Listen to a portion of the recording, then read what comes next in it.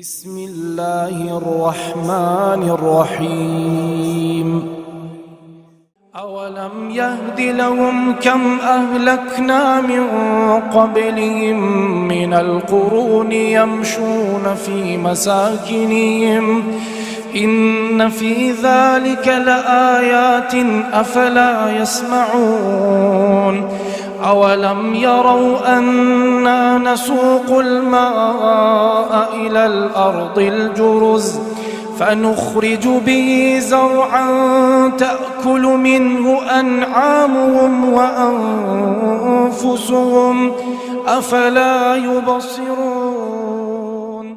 السلام عليكم ورحمة الله وبركاته. ഖുർആൻ പദം 1425 ദിവസത്തിലേക്ക് എല്ലാവരെയും ഹാർദമായി സ്വാഗതം ചെയ്യുന്നു. വിശുദ്ധ ഖുർആനിലെ 32-ാമത്തെ അധ്യായമായ സൂറത്ത് സജ്ദയിലെ 26-27 ആയത്തുകളാണ് ഇന്ന് പഠന വിധേയമാക്കുന്നത്. ക്ലാസ് ആരംഭിക്കുന്നതിനായി ആദരണീയനായ ഡോക്ടർ A.I. വിലായത്തുള്ള സാഹിബിനെ ക്ഷണിക്കുന്നു. അസ്സലാമു അലൈക്കും വറഹ്മത്തുള്ളാഹി വബറകാതുഹു. أعوذ بالله من الشيطان الرجيم. بسم الله الرحمن الرحيم. أولم يهد لهم كم أهلكنا من قبلهم من القرون يمشون في مساكنهم إن في ذلك لآيات أفلا يسمعون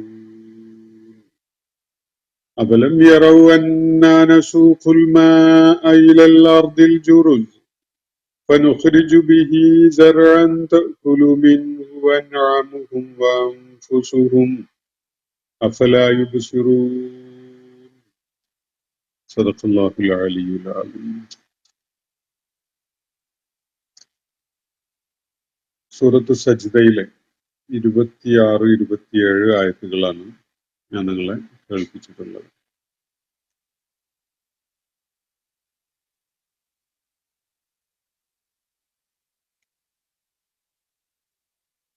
മൂസ അലൈഹിസ്ലാമിന് ദൈവിക ഗ്രന്ഥം നൽകിയത് പരാമർശിച്ചുകൊണ്ട് നബി സല്ലല്ലാഹു അലൈഹി വസല്ലമയോട് അള്ളാഹു പറയുകയാണ്, അള്ളാഹു തിരഞ്ഞെടുത്ത തന്റെ ദൂതന്മാരായി നിയോഗിച്ചയച്ച ആളുകൾക്ക് വെളിപാടുകൾ നൽകപ്പെടുന്നതും അവർക്കായി വേദഗ്രന്ഥം നൽകപ്പെടുന്നതും ഒന്നും തന്നെ ചരിത്രത്തിലെ ഒറ്റപ്പെട്ട സംഭവമല്ല, അല്ലെങ്കിൽ താങ്കളുടെ കാര്യത്തിൽ ആദ്യമായി ഉണ്ടായൊരു കാര്യവുമല്ല. പിന്നിട്ട കാലങ്ങളിൽ ചരിത്രത്തിൽ പല ഘട്ടങ്ങളിലും അള്ളാഹു തെരഞ്ഞെടുത്ത് നിയോഗിച്ചയച്ച പ്രവാചകന്മാർക്ക് ഇതുപോലെ വെളിപാടുകളും അതുപോലെ വേദഗ്രന്ഥവും ഒക്കെ നൽകപ്പെടുകയുണ്ടായിട്ടുണ്ട്. ഉദാഹരണത്തിന് മൂസ അലൈഹിസ്സലാം, അദ്ദേഹത്തിന് നാം വേദഗ്രന്ഥം നൽകുകയുണ്ടായി. അതിനാൽ ഈ സംവിധാനത്തിൽ താങ്കൾ സന്ദേഹിയാവേണ്ടതില്ല, സംശയിക്കേണ്ടതില്ല. അള്ളാഹു താൻ തെരഞ്ഞെടുത്ത പ്രവാചകന്മാർക്ക് വെളിപാട് നൽകുന്നു, വേദം നൽകുന്നു എന്ന സംഗതി ഫലാ തകുൻ ഫീ മിറിയത്തിൻ മിൻ ലിഖാഇ, അങ്ങനെ ഒന്ന് ലഭിക്കുന്നു എന്നതിന്റെ കാര്യത്തിൽ താങ്കൾ സന്ദേഹിയാവേണ്ടതില്ല. മാത്രവുമല്ല, മൂസ അലൈഹിസ്സലാമിന് നാം അവതരിപ്പിച്ചു കൊടുക്കുകയുണ്ടായ വേദഗ്രന്ഥം തൗറാത്ത്, അത് വജഅൽനാഹു ഹുദൻ ലിബനി ഇസ്രായീൽ, ഇസ്രായേൽ സമൂഹത്തിന്റെ എല്ലാ നിലക്കുമുള്ള ഉയർച്ചയ്ക്ക് കാരണമായ അവർക്ക് ദൈവികമായി നൽകപ്പെട്ട മാർഗദർശനമായിരുന്നു അത് എന്നതാണ് അള്ളാഹു അവിടെ ചൂണ്ടിക്കാണിക്കുന്നത്. ഇസ്രായേൽ സമൂഹത്തില് അള്ളാഹുവിന്റെ കൽപ്പന പ്രകാരം സമൂഹത്തെ ശരിയായ ദിശയിൽ നയിക്കുന്നവരായിട്ട് അള്ളാഹു നേതാക്കന്മാരെ ഉയർത്തിക്കൊണ്ടുവരികയുണ്ടായി. അവരിലേക്ക് അവതരിപ്പിക്കപ്പെട്ടിരുന്ന വേദഗ്രന്ഥത്തിന്റെ അടിസ്ഥാനത്തിൽ സമൂഹത്തെ പുനരാവിഷ്കരിക്കുന്ന, സമൂഹത്തെ നയിക്കുന്ന നേതാക്കന്മാരെ വജഅൽനാ മിൻഹും അഇമ്മത്തൻ യഹ്ദൂന ബിഅംരിന ലമ്മാ സബറു, രണ്ട് വിശിഷ്ട ഗുണങ്ങൾ അവർ ആർജിച്ച ഘട്ടത്തിലാണ് അവർക്ക് യോഗ്യരായ നേതാക്കന്മാരെ അള്ളാഹു നൽകിയിട്ടുണ്ടായത്. ഒന്നാമത് സഹനം അവലംബിക്കാനുള്ള, സ്വബർ ചെയ്യാനുള്ള സന്നദ്ധത. രണ്ടാമത്തേത് ദൃഢബോധ്യം, അള്ളാഹുവിന്റെ ആയാത്തുകളിലുള്ള ദൃഢബോധ്യം.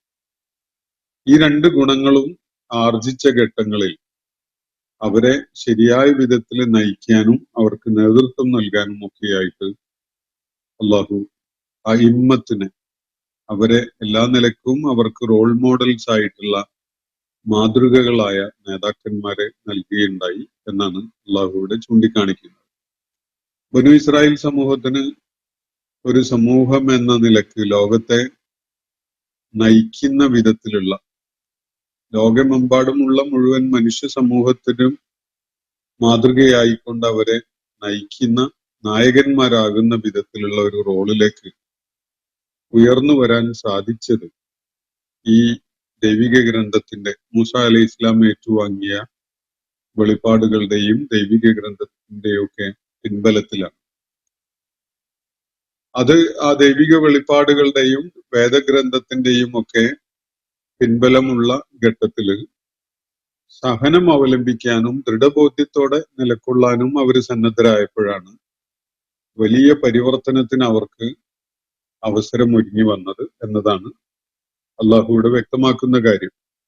ബനു ഇസ്രായേൽ സമൂഹത്തെ സംബന്ധിച്ചിടത്തോളം ഈ സ്വബർ കാണിക്കലും ദൃഢബോധ്യം കാണിക്കലും ഒക്കെ തന്നെ പ്രത്യേകം എടുത്തു പറയേണ്ട കാര്യങ്ങൾ തന്നെയാണ് എന്നത് അവരുടെ ചരിത്രം പരിശോധിക്കുമ്പോൾ നമുക്ക് മനസ്സിലാക്കാൻ സാധിക്കും. കാരണം ഈ മേഖലയിൽ, ഈ വിഷയങ്ങളിൽ വല്ലാത്ത ചാഞ്ചല്യം കാണിക്കുകയും അതിന്റെ പേരിൽ വളരെ കഠിനമായ പരീക്ഷണങ്ങൾക്ക് വിധേയമാവുകയൊക്കെ ചെയ്തിട്ടുള്ള ഒരു സമൂഹമാണ് ബനു ഇസ്രായേൽ സമൂഹം. തുടർന്ന് അള്ളാഹു പറയുന്നത്, ബനു ഇസ്രായേൽ സമൂഹം പിന്നീട് വലിയ ഛിദ്രതയിൽ അകപ്പെട്ടു. അവര് വലിയ അഭിപ്രായ ഭിന്നതയിലും അനൈക്യത്തിലുമൊക്കെ ചെന്ന് പെടുകയും അവരുടെ ശക്തി ക്ഷയിക്കുകയും ദുർബലമായ അവസ്ഥകളിലേക്ക് അവർ പോവുകയും ചെയ്തു.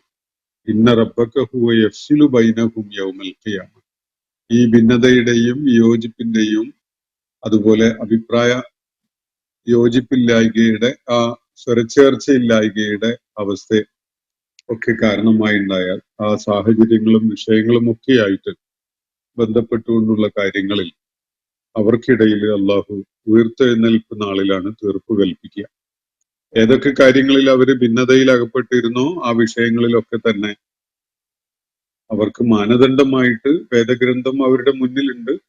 അത് കാണാനും ഉൾക്കൊള്ളാനും സന്നദ്ധത കാണിക്കുന്ന ആളുകളെ സംബന്ധിച്ചിടത്തോളം ആ വിഷയങ്ങളിൽ ഒരു തീരുമാനത്തിലേക്ക് എത്താൻ സാധിക്കും. പക്ഷെ തർക്കത്തിൽ ഏർപ്പെടുന്ന, ഭിന്നതയിലും ശണ്ടയിലുമായി കഴിയുന്ന ആളുകളെ സംബന്ധിച്ചിടത്തോളം അങ്ങനെ ഒരു സാധ്യത അവരുടെ മുന്നിൽ നിലനിൽക്കുന്നില്ല. അപ്പോ കാര്യങ്ങളെ ഉൾക്കൊള്ളാനുള്ള സന്നദ്ധതയുള്ള, സഹനമുള്ള, ദൃഢബോധ്യമുള്ള സമൂഹങ്ങൾക്കാണ് അത്തരം സാധ്യതകൾ ഉണ്ടാവുക. ഛിദ്രതയിലകപ്പെട്ട, പരസ്പരം പോരടിച്ചുകൊണ്ടിരിക്കുന്ന, പരസ്പരം അടിസ്ഥാനരഹിതമായ വിധത്തിലുള്ള തർക്കങ്ങളിൽ ഏർപ്പെട്ടുകൊണ്ട് സംഘട്ടനത്തിലും സംഘർഷത്തിലുമൊക്കെയായി കഴിയുന്ന സമൂഹം ആയി മാറിയതോടെ അവരെ സംബന്ധിച്ചിടത്തോളം അവരുടെ തകർച്ചയുടെ ഒരു ഗതിയിലേക്ക്, അല്ലെങ്കിൽ തകർച്ചയുടെ ഒരു ദിശയിലേക്കാണ് പിന്നീട് അവർ നീങ്ങുകയുണ്ടായത്. അവരുടെ കാര്യത്തില് ഉയർത്തെഴുന്നേൽപ്പിന്റെ നാളില് അവരുടെ തർക്കങ്ങളുടെ ഒക്കെ കാരണം എന്തായിരുന്നു, അല്ലെങ്കിൽ അതുമായി ബന്ധപ്പെട്ടുകൊണ്ടുള്ള യാഥാർത്ഥ്യം എന്താണ് എന്നതൊക്കെ അള്ളാഹു വെളിപ്പെടുത്തുന്നത് ഉയർത്തെഴുന്നേൽപ്പ് നാളിലായിരിക്കും എന്നതാണ് അള്ളാഹു അവിടെ പറഞ്ഞു വെക്കുകയുണ്ടായത്. അതിനെ തുടർന്നാണ് ഇന്ന് നമ്മൾ വായിച്ചിട്ടുള്ള 2 ആയത്തുകൾ വരുന്നത്. നബി സല്ലല്ലാഹു അലൈഹി വസല്ലമയെ അഭിസംബോധന ചെയ്തുകൊണ്ട് മക്കയിലെ ആളുകളെ ബോധ്യപ്പെടുത്തുന്ന ചില കാര്യങ്ങളാണ് ഈ 2 ആയത്തുകളിൽ ചോദ്യ രൂപത്തിൽ ഉന്നയിക്കപ്പെടുന്നത്. അവലം യഹ്ദി ലഹും, ഇവർക്ക് പാഠമാകുന്നില്ലേ? മക്കയിലെ വിശുദ്ധ ഖുർആൻ അഭിസംബോധന ചെയ്യുന്ന സമൂഹത്തിനെ സംബന്ധിച്ചിടത്തോളം അവർക്ക് മാർഗദർശനമാകുന്നില്ലേ? അവർക്ക് പാഠമാകുന്നില്ലേ? ഉപകാരപ്രദമായ ചില കാര്യങ്ങൾ ഉൾക്കൊള്ളാൻ അവർക്ക് സാധിക്കുന്നില്ലേ? അബലം യഹ്ദി ലഹും കം അഹ്ലക്നാ മിൻ ഖബ്ലിഹിം മിനൽ ഖുറൂൻ. ഇവർക്ക് മുമ്പ് എത്രയോ തലമുറകളെ, എത്രയോ സമൂഹങ്ങളെ നാം നശിപ്പിച്ച് കളയുകയുണ്ടായി എന്ന സംഗതി. നാം എത്രയോ സമൂഹങ്ങളെ ഭൂമുഖത്ത് നിന്ന് തുടച്ച് നീക്കിക്കളഞ്ഞു എന്ന ഒരു കാര്യം ഈ കൂട്ടർക്ക് ഒരു പാഠമേ ആവുന്നില്ലേ എന്നതാണ് അള്ളാഹു ഉന്നയിക്കുന്ന ചോദ്യം. രണ്ട് വിഭാഗം ആളുകളെയാണ് ഇവിടെ പരാമർശിക്കപ്പെടുന്നത്. ഒന്ന്, ഈ ആയാത്തുകൾ കേട്ടുകൊണ്ടിരിക്കുന്ന മക്കയിലെ പ്രബോധിത സമൂഹം, നബി സല്ലല്ലാഹു അലൈഹി വസല്ലമയോട് ശത്രുതയും പകയും ഒക്കെ കാണിച്ചുകൊണ്ടിരിക്കുന്ന ആ മക്കയിലെ ആളുകൾ, വിശേഷിച്ച് ഖുറൈശികൾ. രണ്ടാമത്തേത്, ഇതിൽ പരാമർശിക്കപ്പെട്ടിരിക്കുന്ന ഖുറൂനുകളാണ്. ഖുറൂൻ എന്ന് പറഞ്ഞ കർണ് എന്ന് പറഞ്ഞ ഒരു ഇപ്പോക്ക് എന്നൊക്കെ ഇംഗ്ലീഷിൽ പറയാം, ഒരു കാലഘട്ടം എന്നൊക്കെ. പിന്നിട്ട തലമുറ എന്ന അർത്ഥത്തിലാണ് നമ്മൾ അതിനെ എളുപ്പത്തിൽ പറയാറുള്ളത്. അത് തന്നെയാണ് എളുപ്പമുള്ള ഒരു വിവർത്തനത്തിന്റെ ഒരു എളുപ്പത്തിൽ ചെയ്യാവുന്ന ഒരു സംഗതിയും. കർണ് എന്നതിന് കൊമ്പ് എന്നൊക്കെ അർത്ഥമുണ്ട്, കാലഘട്ടം എന്ന അർത്ഥമുണ്ട്. അപ്പോ ഇവിടെ സൂചിപ്പിക്കപ്പെടുന്നത് ഇവർക്ക് മുമ്പ് എത്രയോ കാലഘട്ടങ്ങളെ, അതല്ലെങ്കിൽ എത്രയോ കാലഘട്ടങ്ങളെ പ്രതിനിധീകരിക്കുന്ന തലമുറകളെ, സമൂഹങ്ങളെ നാം നശിപ്പിക്കുകയുണ്ടായതാണ് എന്ന കാര്യം ഇവർക്ക് ഒരു പാഠമാകുന്നില്ലേ എന്നാണ് അള്ളാഹു ഉന്നയിക്കുന്ന ചോദ്യം. പ്രവാചകന്മാരോട് ഒരു സമൂഹം എങ്ങനെ പ്രതികരിക്കുന്നു എന്നത് അവരുടെ വിധി നിർണയിക്കുന്ന ഒരു ഫാക്ടറാണ്. ചരിത്രത്തിന്റെ എല്ലാ ഘട്ടങ്ങളിലും അള്ളാഹു ആ കീഴ്വഴക്കം പിന്തുടർന്നതായിട്ട് കാണാൻ കഴിയും. ഒരു സമൂഹത്തിലേക്ക് ഒരു പ്രവാചകൻ നിയോഗിക്കപ്പെട്ട് ആ സമൂഹം അദ്ദേഹത്തിന്റെ സന്ദേശം കേൾക്കാൻ അവസരം ഉണ്ടായി കഴിഞ്ഞാൽ ആ സംഗതിയോട് ആ സമൂഹം എങ്ങനെ പ്രതികരിക്കുന്നു, എന്ത് നിലപാട് സ്വീകരിക്കുന്നു എന്നതിനെ ആശ്രയിച്ചാണ് ആ സമൂഹത്തിന്റെ പിന്നീട് മുന്നോട്ടുള്ള ഗതി. അപ്പോ വ്യത്യസ്തങ്ങളായ സ്വഭാവങ്ങളോടെയാണെങ്കിലും ഈ ഒരു നടപടി അള്ളാഹു എല്ലാ സമൂഹങ്ങളുടെ കാര്യത്തിലും സ്വീകരിച്ചിട്ടുണ്ട്. ഒരു പ്രവാചകൻ കടന്നു വന്ന് ദൗത്യ നിർവഹണം നടത്തുന്നതോടുകൂടി അവരിൽ അള്ളാഹുവിന്റെ ഹുജ്ജത്ത് നടപ്പാക്കപ്പെടുകയാണ്. യുക്തിഭദ്രമായ തലത്തിൽ കാര്യങ്ങൾ മനസ്സിലാക്കാൻ സാധിക്കുന്ന ഒരു സാഹചര്യം ജനങ്ങൾക്ക് വേണ്ടി ഒരുക്കപ്പെട്ട് കഴിയുകയാണ്. അതോടുകൂടി പിന്നെ ആ സമൂഹം ആ പ്രവാചകനെ സത്യസന്ധമായ രീതിയിൽ സമീപിക്കുകയും കാര്യങ്ങൾ ഉൾക്കൊള്ളുകയും ബുദ്ധിപരമായ യുക്തിപരമായ തലത്തിൽ കാര്യങ്ങളെ മനസ്സിലാക്കുകയൊക്കെ ചെയ്തുകൊണ്ട് അത് അംഗീകരിക്കാനും അതിനെ പിന്തുണക്കാനും സന്നദ്ധരാകുന്നുവെങ്കിൽ തീർച്ചയായിട്ടും ആ സമൂഹത്തിന് വലിയ മുന്നേറ്റം ഉണ്ടാക്കാൻ അതിലൂടെ സാധിക്കും. പ്രവാചകന്റെ സന്ദേശം ഉൾക്കൊണ്ടുകൊണ്ട് സമൂഹം ശരിയായ അടിത്തറയിൽ പുനരാവിഷ്കരിക്കപ്പെടുന്നു. ലോകത്തിന് തന്നെ മാതൃകയാവുന്ന ഒരു സമൂഹമായി, ലോകത്തെ നയിക്കുന്ന ഒരു സമൂഹമായിട്ടൊക്കെ അവർ മാറും. മറിച്ചാണ് ഉള്ളതെങ്കിൽ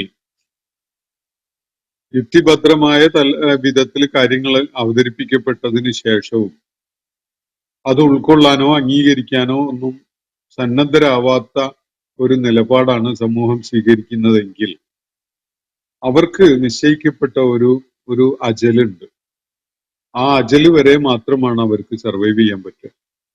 അള്ളാഹു ആ സമൂഹത്തെ അവർക്ക് അനുവദിക്കപ്പെട്ട ആ സമയം കഴിയുന്നതോടുകൂടി നശിപ്പിച്ചു കളയും. ആ സമൂഹത്തിന് പിന്നെ ഒരു ഉയർച്ച ഉണ്ടാവുകയില്ല. ഒരുപാട് പ്രവാചകന്മാരുടെ സമൂഹങ്ങളെ വിലയിരുത്തുമ്പോൾ നമുക്ക് ഹൂദ് അലൈഹിസ്സലാം, സ്വാലിഹ് അലൈഹിസ്സലാം, ഷുഐബ് അലൈഹിസ്സലാം, ലൂത്ത് അലൈഹിസ്സലാം, നൂഹ് അലൈഹിസ്സലാം, ഇവരെയൊക്കെ പോലെയുള്ള ഈ പ്രവാചകന്മാരും ഇവരെ പോലെയുള്ള വിശുദ്ധ ഖുർആനിൽ പരാമർശിക്കപ്പെട്ടതോ അല്ലാത്തതോ ആയ എല്ലാ പ്രവാചകന്മാരുടെയും സമൂഹങ്ങൾക്ക് ഈ ഒരു ഗതിയാണ് പിന്നീട് ഉണ്ടാവുന്നത്. അവരെ ഭൂമുഖത്തുനിന്ന് അള്ളാഹു തുടച്ചു നീക്കി കളയുന്ന വിധത്തിലുള്ള നടപടി അവരുടെ മേൽ നടപ്പിലാക്കപ്പെടും. പ്രവാചകന്മാരെ കേൾക്കാനും ഉൾക്കൊള്ളാനും പിന്തുടരാനും സന്നദ്ധരായിക്കൊണ്ട് ദൈവിക മാർഗദർശന പ്രകാരം സമൂഹത്തെ പുനരാവിഷ്കരിക്കപ്പെടാൻ സമൂഹം സന്നദ്ധരാകുന്നുവെങ്കിൽ അവർക്ക് അതിലൂടെ വലിയ ഉയർച്ച ഉണ്ടാവും. ജനതതികളെ തന്നെ നയിക്കാൻ പറ്റുന്ന യോഗ്യരായ ആളുകൾ ആ സമൂഹത്തിൽ ഉണ്ടായി വരും. ആ സമൂഹം ദീർഘകാലം ലോക സമൂഹങ്ങൾക്ക് മാതൃകയായിക്കൊണ്ട് നിലകൊള്ളുകയും ചെയ്യും. മറിച്ചാണ് ഒരു പ്രവാചകനോട് സമൂഹം പ്രതികരിക്കുന്നതെങ്കിൽ പിന്നെ അവരുടെ ഗതി അള്ളാഹു നിശ്ചയിച്ച ഒരു അജല് വരെ അവർക്ക് ഭൂമുഖത്ത് നിലനിൽക്കാൻ കഴിയും എന്നത് മാത്രമാണ്. ആ നിശ്ചയിക്കപ്പെട്ട സമയം എത്തുന്നതോടെ ആ സമൂഹത്തെ അള്ളാഹു ഭൂമുഖത്ത് നിന്ന് തുടച്ചു നീക്കിക്കളയും. ഇതാണ് അള്ളാഹുവിന്റെ ഇത് സംബന്ധമായ സുന്നത്ത്. ഇതാണ് അള്ളാഹു ഇവിടെ ചൂണ്ടിക്കാണിക്കുന്ന വമൻ അവലം യഹ്ദി ലഹും കം അഹ്ലക്നാ മിൻ ഖബ്ലിഹിം മിനൽ ഖുറൂൻ. ഇവർക്ക് ഒരു പാഠമാവുന്നില്ലേ പിന്നിട്ട സമൂഹങ്ങളിൽ എത്രയോ തലമുറകളെ അള്ളാഹു നശിപ്പിക്കുകയുണ്ടായി എന്നത്. അതിൽ നിന്ന് ഇവർക്ക് ഈ മക്കയിലെ ആളുകൾക്ക് ഒരു പാഠം ഉൾക്കൊള്ളാൻ സാധിക്കുന്നില്ലേ? പ്രവാചകന്മാരോട് പുറംതിരിഞ്ഞു നിന്ന സമൂഹങ്ങളാണ് ഈ വിധത്തില് നശിപ്പിക്കപ്പെട്ടിട്ടുള്ളത്. അക്കാര്യം ഈ ആളുകൾക്ക് പ്രയോജനകരമായ ഒരു പാഠമാവുന്നില്ലേ എന്നതാണ് ചോദ്യം.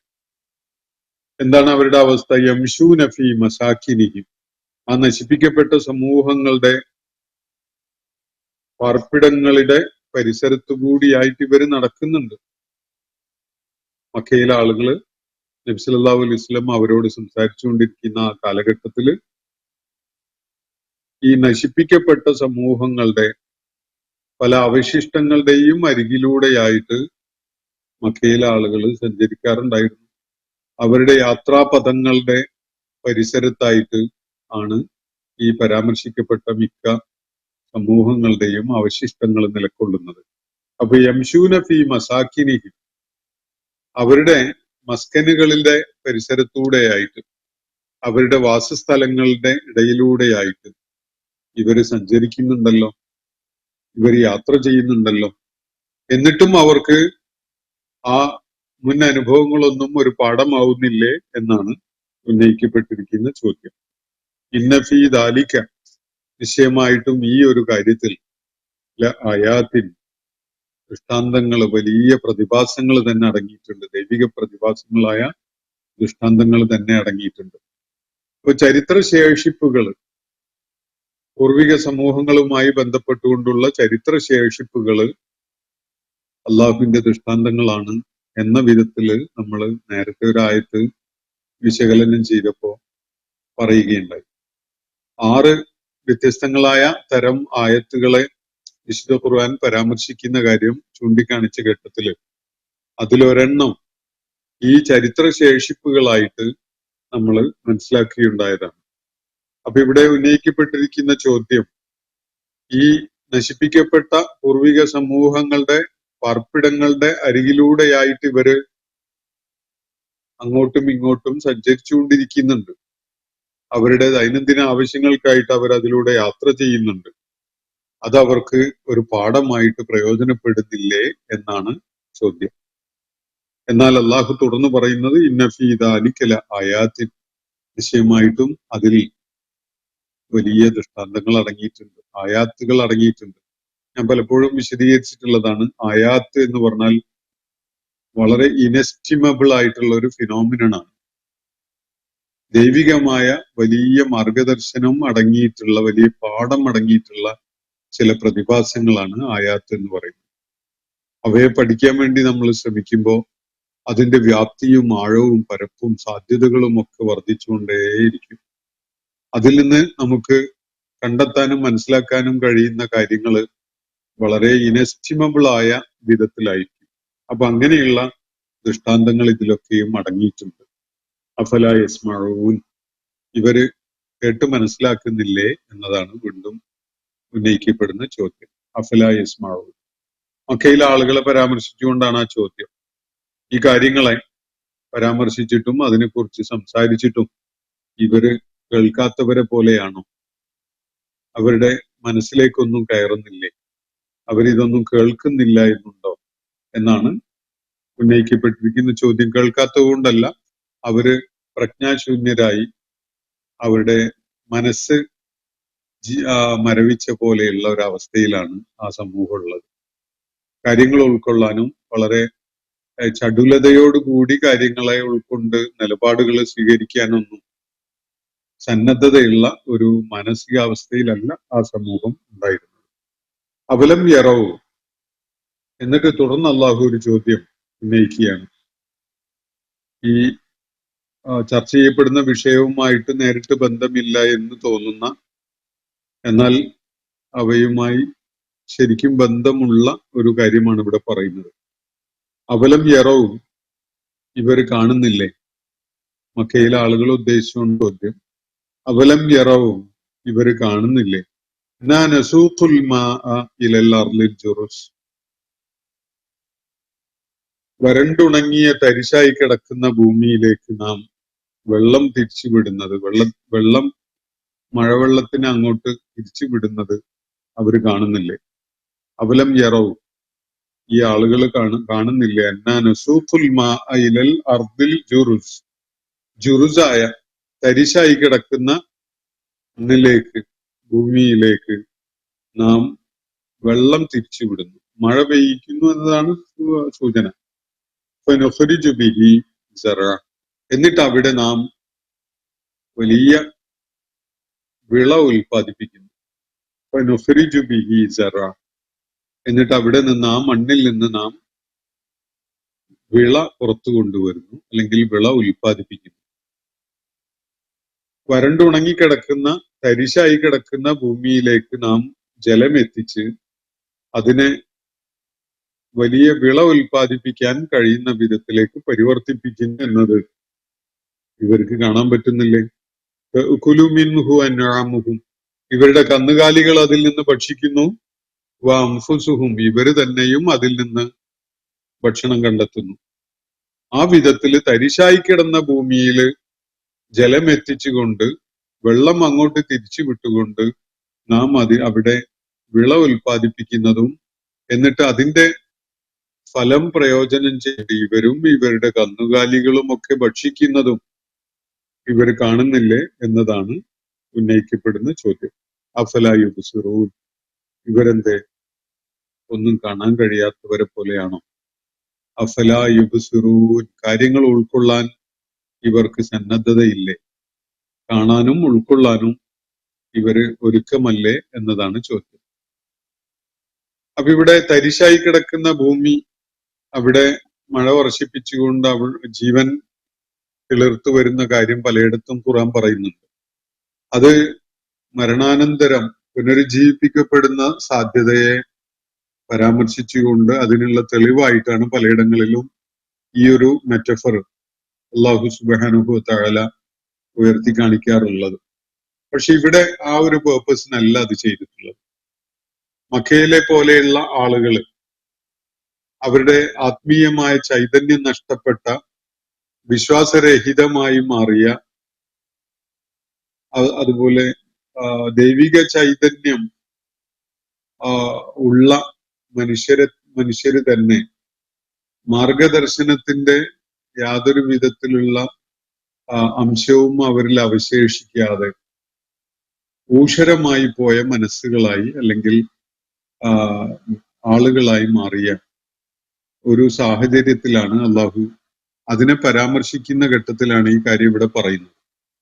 എന്നിട്ട് തരിശായി കിടന്ന ഭൂമിയിലേക്ക് വെള്ളം തിരിച്ചു വിട്ടുകൊണ്ട്, അവിടെ വെള്ളം എത്തിച്ചുകൊണ്ട് അവിടെ വലിയ വിള നാം ഉൽപ്പാദിപ്പിക്കുകയും അത് അവർക്കും അവരുടെ കന്നുകാലികൾക്കും ഒക്കെ പ്രയോജനകരമായി മാറുന്ന, അവര് അതിൽ നിന്ന് ഭക്ഷിക്കുന്ന ഒരവസ്ഥ ഉണ്ടാകുന്നത് അവർ കാണുന്നില്ലേ എന്നാണ് ചോദിക്കുന്നത്. ഇതേപോലെ തന്നെയാണ് ഇവരുടെയും അവസ്ഥ. ഒരു സംഗതിയും ഉൽപ്പാദിപ്പിക്കാൻ കഴിയുകയില്ല എന്ന് തോന്നുന്ന വിധത്തിലുള്ള മണ്ണ്, ഒരു പശിമ പോലും, ഒരു ജലാംശം പോലും ഇല്ലാത്ത മണ്ണ്, ഒന്നും അവിടെ കാർഷികോൽപ്പന്നങ്ങൾ ഒന്നും തന്നെ മുളച്ചുണ്ടാവുകയില്ല എന്ന വിധത്തിലുള്ള തരിശായി കിടന്ന മണ്ണിൽ വെള്ളം എത്തിച്ച് അള്ളാഹു അതിനെ ഫലഭൂയിഷ്ടമാക്കി മാറ്റി അവിടെ സമൃദ്ധമായി കാർഷിക വിളകൾ ഉൽപ്പാദിപ്പിക്കപ്പെടുന്ന ഒരു കാഴ്ച. ഇതേപോലെയാണ് മക്കയിലെ ആ ജാഹിലിയ സമൂഹത്തിന്റെയും അവസ്ഥ. അവര് ദൈവികമായ മാർഗദർശനം ഇല്ലാത്ത ഒരു ദീർഘമായ ഒരു കാലം അവരുടെ കാര്യത്തിൽ കഴിഞ്ഞു പോയിട്ടുണ്ട്. പൂർവിക പ്രവാചകന്മാരുടെ മാർഗദർശനത്തിന്റെ യാതൊരു പ്രയോജനവും അവശേഷിക്കാത്ത, വെളിച്ചത്തിന്റെ ഒരു കിവറ് പോലും അവശേഷിക്കാത്ത ഒരവസ്ഥയിൽ അങ്ങനെ ഉണങ്ങി വരേണ്ട മണ്ണ് പോലെ അവരുടെ മനസ്സുകൾ മാറിയിട്ടുണ്ടായിരുന്നു. യാതൊരു വിധത്തിലുള്ള ദൈവിക മാർഗദർശനത്തിന്റെയും റിഫ്ലക്ഷൻ അവരുടെ ജീവിതത്തിലോ സാമൂഹ്യ ബന്ധങ്ങളിലോ ഒന്നും അവശേഷിക്കുന്നില്ല. ദൈവിക മാർഗദർശനം അവർക്ക് ജീവിതത്തില് എന്തെങ്കിലും ജീവസുറ്റതായ ഒരു ഇടപെടൽ നടത്തുന്ന വിധത്തില് നിലനിൽക്കുന്നില്ല. അവര് ജാഹിലീയത്തിലാണ്, അന്ധകാരത്തിലാണ് കഴിയുന്നത്. എല്ലാ നിലക്കുമുള്ള ഇരുട്ടിൽ കഴിയുന്ന ഒരവസ്ഥയാണ് അവർക്കുണ്ടായിരുന്നത്. ആ ഒരവസ്ഥയിലാണ് അള്ളാഹുവിന്റെ പ്രവാചകൻ ദൈവിക വെളിപ്പാടുകൾ ഏറ്റുവാങ്ങിക്കൊണ്ട് അവരുടെ അടുക്കലേക്ക് എത്തുന്നത്, ദൗത്യം നിർവഹിക്കുന്നതിന് വേണ്ടി. അതുണ്ടാക്കാൻ പോകുന്ന പരിവർത്തനം ഊഷരമായി കിടക്കുന്ന അല്ലെങ്കിൽ തരിശു കിടക്കുന്ന ഒരു ഭൂപ്രദേശത്ത് അള്ളാഹു മഴ വർഷിപ്പിച്ചുകൊണ്ട് അവിടെ വിള ഉൽപ്പാദിപ്പിക്കുന്നതിനോട് തുല്യമായ സമാനമായ ഒരു കാര്യമാണ് ഇവിടെ സംഭവിച്ചുകൊണ്ടിരിക്കുന്നത് എന്ന കാര്യമാണ് അള്ളാഹു ചൂണ്ടിക്കാണിക്കുന്നത് എന്ന് കാണാൻ കഴിയും. ഈ ആളുകളിൽ നിന്ന് അതിമഹത്തരമായ അവര് മുഖേന അതിമഹത്തരമായ ഒരു സംസ്കാരം ഉണ്ടായി വരുന്നത്, ഒരു നാഗരികത അവരിലൂടെ വളർന്നു വരുന്നത്, ആ നാഗരിക സമൂഹം ലോകത്തിന്റെ അഷ്ടദിക്കുകളിലുമുള്ള ആളുകൾക്ക് വലിയ പ്രചോദനമാവുന്നതും അവരെ നയിക്കുന്നവരും അവർക്ക് മാർഗദർശനം നൽകുന്നവരും ഒക്കെയായിട്ട് മാറുന്ന ഒരു സംഗതി. വളരെ വിസ്മയകരമായ ഒരു സംഭവം ചരിത്രത്തിന്റെ പിന്നിട്ട നാളുകളിൽ, പിന്നിട്ട നൂറ്റാണ്ടുകളില് നമുക്ക് കാണാൻ കഴിയുന്ന ഒരു സംഗതിയാണ്. ചരിത്രം രേഖപ്പെടുത്തിയ ഒരാളും തന്നെ ഈ വിസ്മയകരമായ സാമൂഹ്യ പ്രതിഭാസം അവഗണിച്ചതായിട്ട് നമുക്ക് കാണാൻ കഴിയുകയില്ല. അതുകൊണ്ട് അള്ളാഹുവിടെ രണ്ട് ചോദ്യങ്ങളാണ് ഉന്നയിച്ചിട്ടുള്ളത്. ഒന്ന്, ഇവർക്ക് മുമ്പ് കഴിഞ്ഞു പോയ സമൂഹങ്ങൾ നശിപ്പിക്കപ്പെട്ടതിന്റെ അവശിഷ്ടങ്ങൾക്കിടയിലൂടെ നടന്നു പോകുന്ന ഈ ആളുകൾക്ക് അതിൽ നിന്ന് യാതൊരു പാഠവും ഉൾക്കൊള്ളാൻ സാധിക്കുന്നില്ലേ എന്നതാണ് ഉന്നയിക്കപ്പെട്ട ഒരു ചോദ്യം. രണ്ടാമത്തത്, തരിശായ ഭൂമിയിൽ അള്ളാഹു വെള്ളം എത്തിച്ചുകൊണ്ട് അതിനെ അവിടെ വലിയ വിള ഉൽപ്പാദിപ്പിച്ച കാര്യം, അത് ഇവർക്കും ഇവരുമായി ബന്ധമുള്ളവർക്കും ഒക്കെ പ്രയോജനകരമായി മാറുക. ഇവരുടെ കന്നുകാലികൾക്കുള്ള ഭക്ഷണം അതിൽ നിന്ന് ലഭിക്കുന്നു, ഇവർക്ക് തന്നെയും ഉള്ള റിസ്ക് അതിൽ കണ്ടെത്തുന്നു എന്നതാണ് അവിടെ സൂചിപ്പിക്കപ്പെട്ട കാര്യം. ഇതേപോലെ ഒരു പ്രക്രിയയാണ് നബി സല്ലല്ലാഹു അലൈഹി വസല്ലമയുടെ സാന്നിധ്യം കാരണമായി ആ സമൂഹത്തിന് ഉണ്ടാകാനിരിക്കുന്നത്. അഫലാ യുബ്സിറൂൻ, ഇവർക്കെന്താ ഈ കാര്യം ഉൾക്കൊള്ളാൻ സാധിക്കുന്നില്ലേ എന്നാണ് അള്ളാഹു തുടർന്ന് ചോദിക്കുന്നത്. കാര്യങ്ങൾ വ്യക്തമായിട്ടുണ്ടാകുമെന്നാണ് ഞാൻ കരുതുന്നത്. സൂറത്തു സജ്ദയുടെ അവസാന ഭാഗത്താണ് നമ്മൾ എത്തി നിൽക്കുന്നത്. നാളത്തെ ഒരു സെഷനോടുകൂടി ഈ സൂറത്തിന്റെ പഠനം പൂർത്തീകരിക്കാൻ സാധിക്കുമെന്നാണ് പ്രതീക്ഷിക്കുന്നത്. ഈ സൂറത്തുമായി ബന്ധപ്പെട്ടുകൊണ്ടുള്ള മൗലിക സ്വഭാവമുള്ള ആവശ്യമായ ചോദ്യങ്ങൾ ഉന്നയിക്കണം എന്ന് ആവശ്യപ്പെടുകയാണ്. ആവർത്തിതമായിട്ട് വരുന്ന ചോദ്യങ്ങൾ വല്ലാത്ത മടുപ്പുളവാക്കുന്നുണ്ട് എല്ലാവരിലും. ഒരു സംഗതി വിശദീകരിച്ച് കഴിഞ്ഞാൽ അത് നിങ്ങൾക്ക് ഉൾക്കൊള്ളാൻ പറ്റുന്നതാവാം, ഉൾക്കൊള്ളാൻ പറ്റാത്തതാവാം. ഉൾക്കൊള്ളാൻ പറ്റുന്നതാണെങ്കിൽ അതോടെ ആ വിഷയം അവസാനിച്ചു. ഉൾക്കൊള്ളാൻ പറ്റാത്തത് നിരന്തരമായി അതേ ചോദ്യം തന്നെ ഉന്നയിക്കുന്നതിന് പ്രത്യേകിച്ച് ഫലമൊന്നുമില്ല. അത് ഒരു വെറുപ്പിക്കുക എന്നുള്ള ഒരു സംഗതി മാത്രമേ അതിലൂടെ ചെയ്യാൻ കഴിയുള്ളൂ. അപ്പോ പിന്നെ ആളുകൾക്കൊരു ചോയ്സ് ഉണ്ട് അവരുടെ മുന്നിൽ. അവർക്ക് അസ്വീകാര്യമായത് എന്ന് തോന്നുന്ന കാര്യം കൈയൊഴിഞ്ഞ് കൈവിട്ട് ഉപേക്ഷിച്ച് അവർക്ക് പോകാം. അങ്ങനെയാണല്ലോ. ലോകത്തെല്ലാവർക്കും എല്ലാവരെയും പോലെ ആകാൻ സാധിക്കില്ല. അല്ലെങ്കിൽ നമ്മൾ ഉദ്ദേശിച്ച വിധത്തിൽ ഒരു സമൂഹത്തെ അങ്ങ് അതേപടി പരിവർത്തിപ്പിച്ചെടുക്കാൻ കഴിയുകയില്ല. ചിലപ്പോഴൊക്കെ വേർപിരിഞ്ഞു പോകുന്നത് ആയിരിക്കും മനുഷ്യന്റെ മുന്നിലുള്ള ഒരേ ഒരു ഓപ്ഷൻ. നമുക്ക് ബുദ്ധിപരമായിട്ട് ഉൾക്കൊള്ളാൻ കഴിയാത്തൊരു കാര്യമാണെങ്കിൽ അവരുടെ പാട്ടിന് വിടുക എന്നത് മാത്രമേ അതിൽ ഒരു ഓപ്ഷൻ ഉള്ളൂ. ഒരേ കാര്യം തന്നെ ആവർത്തിച്ച് നിരർത്ഥകമായ വിധത്തില് അലോസരം സൃഷ്ടിക്കുന്ന വിധത്തിൽ ചോദ്യങ്ങൾ ചോദിക്കുന്നത് ഒട്ടും അക്കാഡമിക് ആയിട്ടുള്ള ഒരു സ്വഭാവമല്ല എന്ന് മാത്രം ചൂണ്ടിക്കാണിക്കുകയാണ്. അതുകൊണ്ട് വൈജ്ഞാനികമായി പ്രയോജനം ചെയ്യുന്ന തരത്തിലുള്ള കാര്യങ്ങൾ ഉന്നയിക്കാൻ എല്ലാവരും ശ്രമിക്കണം എന്ന് മാത്രം സൂചിപ്പിച്ചുകൊണ്ട് അവസാനിപ്പിക്കുകയാണ്. വാഖിർ ദഅ്വാന അൽഹംദുലില്ലാഹി റബ്ബിൽ ആലമീൻ.